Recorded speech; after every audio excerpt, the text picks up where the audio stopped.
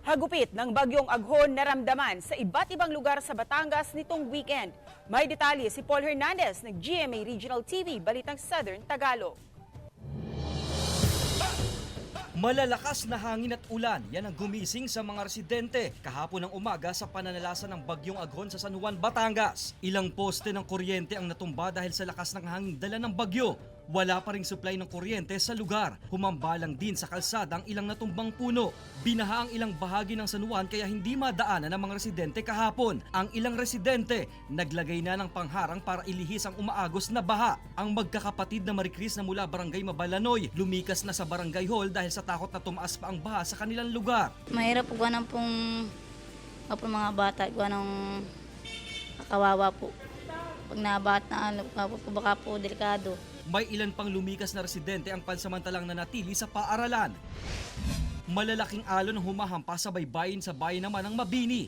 Kita pang nadadala ng alon ng ilang bangka.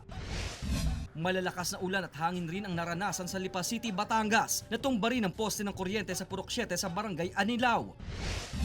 Walang humpay na pag-ulan din ang naranasan sa Batangas City sa Magdamag. Ilang lugar din sa lungsod ang nawalan ng supply ng kuryente.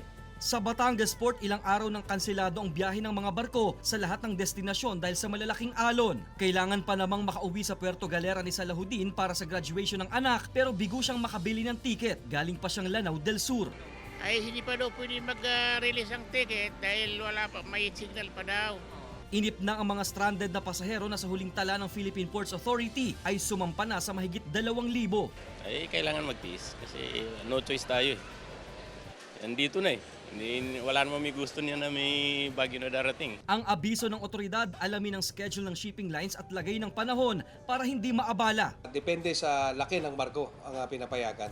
Pero mostly kung may gale warning tayo, hindi pinapayagan yung mga maliliit na barko, yung mga fishing vessel, yung mga below 250 gross tons. Wala pang ulat ng mga nag-evacuate sa lalawigan ayon sa Batangas PDRRMO. May mga na-stranded din na biyahero maging sa Port of Lucena sa Quezon at Calapan Port sa Oriental Mindoro. Papayagan ang pagbiyahe ng mga barko kapag inalis na ang storm warning signal sa rehiyon. Mula sa GMA Regional TV, Balitang Southern Tagalog, Paul Hernandez nagbabalita para sa GMA Integrated News.